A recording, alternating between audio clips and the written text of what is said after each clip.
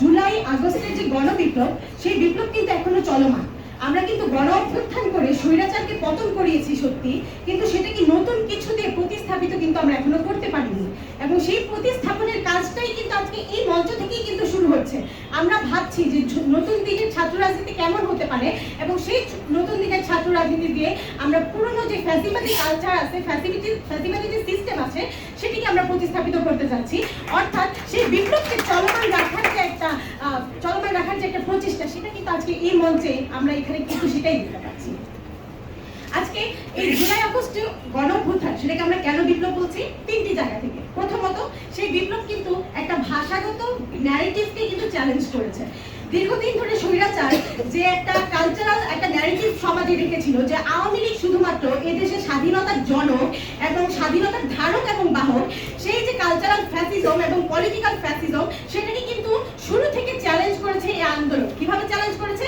সেই আন্দোলন কিন্তু বলেছে যে যারা আওয়ামী লীগের পাশে দাঁড়ানো, যারা সরকার পর্যায়ে আছে, তারাই শুধু মুক্তিযোদ্ধা এবং মুক্তিযোদ্ধার সাপোর্টার না, বরং আমরাও দেশপ্রেমকে আমার মধ্যে ধারণ করতে পারি, এবং দেশপ্রেমকে ধারণ করেই আমি কিন্তু কোটা ছাড়া সেই সরকারি চাকরিতে আমি উঠে আসতে পারি।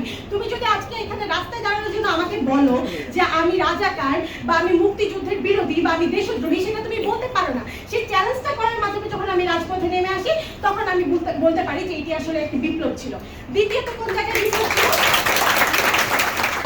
দ্বিতীয়ত বিপ্লব ছিল এই জায়গায়, যখন আমার সেই স্বৈরাচার মানুষ হত্যা করা শুরু করলো, তখন কিন্তু আমি তাকে প্রশ্ন করেছি। তখন তাকে আমি বলেছি যে তুমি পদত্যাগ করো, তোমাকে আমরা চাই না। সেই যে স্বৈরাচারী সিস্টেম, সেটার যে উৎখাত আমরা চেয়েছি, সেটা কিন্তু বিপ্লবের দ্বিতীয় মাত্রা যোগ করেছে। এবং তৃতীয়ত, আমরা আজকে যে জায়গায় দাঁড়িয়ে আছি, আমরা দেখেছি যে ছাত্র জনতা, যে মুক্তিকামী ছাত্র জনতা, তারা চায় এই দেশে নতুন করে একটা নতুন সিস্টেম, ছাত্র জনতার সিস্টেম চালু করতে, যেখানে আসলে রাষ্ট্র চাইলেই তার সকল রিপ্রেসিভ স্টেট যে অ্যাপারেটাস গুলো আছে, সেগুলোকে জনতার বিরুদ্ধে দাঁড় করে দিতে পারে না। আমরা দেখেছি পুলিশ কিভাবে এক ছোট ছোট বাচ্চার বুকে রাইফেল উদ্যত করেছে। আমরা দেখেছি কিভাবে রাষ্ট্র পর্যায়ে প্রত্যেকটা মানুষ আমাদের বিপক্ষে চলে গিয়েছে। আমরা দেখেছি আমরা শুধু ছিলাম জনতার, আমরা শুধু ছিলাম ছাত্রের। তাই এখন এই ছাত্র জনতার এই পুরনো যে ফ্যাসিবাদী সিস্টেমটা, সেটাকে প্রতিস্থাপিত করার যোগ্যতম অংশীদার হচ্ছে এই ছাত্র জনতা, এবং সেই জায়গা থেকে আমরা মনে করছি সেইটা করার মাধ্যমে আমরা আমাদের বিপ্লবকে সম্পূর্ণ করতে পারবো। চলে যাচ্ছে আমার বক্তব্যের দ্বিতীয় পর্যায়ে। আজকে আমরা সেই বিপ্লবের প্রেক্ষাপটে দাঁড়িয়ে ছাত্র রাজনীতির পর্যালোচনা করবো। যখন আমি চাচ্ছি যে একটা এক্সিস্টিং সিস্টেমকে আমি নতুন কিছু দিয়ে প্রতিস্থাপিত করবো, তখন কিন্তু আমার ছাত্র রাজনীতিকে প্রশ্ন করতে হবে।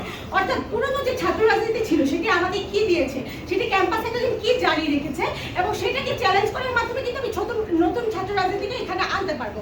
আজকে যদি আমরা পর্যালোচনা করি যে ঢাকা বিশ্ববিদ্যালয়ের ক্যাম্পাসে আসলে যতদিন দলীয় ছাত্র রাজনীতি ছিল, তখন চিত্রটা আসলে কিরকম ছিল। আমরা দেখেছি 2024 সালে যে ডামি নির্বাচনটা হয়েছে, সেটার বিরুদ্ধে গিয়ে রাজুতে দাঁড়ানো, সেটার বিরুদ্ধে প্রতিবাদী সভা করার সাহস কিন্তু আসলে এই বিশ্ববিদ্যালয়ের মানুষের হয়নি। গুটি কয়েকজন মানুষ শুধুমাত্র সেখানে একটা ব্যানার নিয়ে সেখানে দাঁড়িয়েছিল, কিন্তু সেটা জয়েন করার মতো মানুষ কিন্তু এই ঢাকা বিশ্ববিদ্যালয়ে ছিল না। আমরা দেখেছি গার্মেন্টসের কর্মীদেরকে যখন রাস্তায় তাদের যৌক্তিক দাবিতে দাঁড়ানোর কারণে ধুলি করে মারা হয়েছিল, সেটার প্রতিবাদে কেউ এই ঢাকা বিশ্ববিদ্যালয়ের শিক্ষার্থীরা রাজনীতি গিয়ে দাঁড়াতে পারেনি, তারা কোনো প্রতিবাদ সভা করতে পারেনি।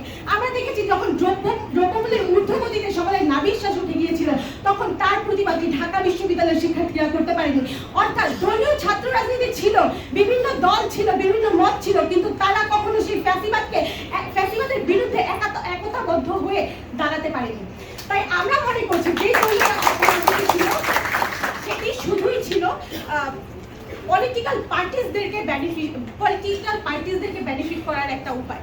দলীয় ছাত্র রাজনীতি যেটা করেছে যে বিশ্ববিদ্যালয়ে তাদের যে পলিটিক্যাল যে ক্ষমতা, সেটাকে স্প্রেড করেছে, এবং দ্বিতীয় তারা হচ্ছে এখানে ভোট ব্যাংক ক্রিয়েট করার চেষ্টা করেছে। অর্থাৎ তারা এখানে ছাত্র রাজনীতির মাধ্যমে ছাত্রদের মধ্যে তাদের ন্যারেটিভটাকে এস্টাবলিশমেন্ট করতে চেয়েছে, এবং যত রকমের অ্যান্টি ন্যারেটিভ আছে সবগুলাকে তারা দমন করেছে এই দলীয় ছাত্র রাজনীতির মাধ্যমে।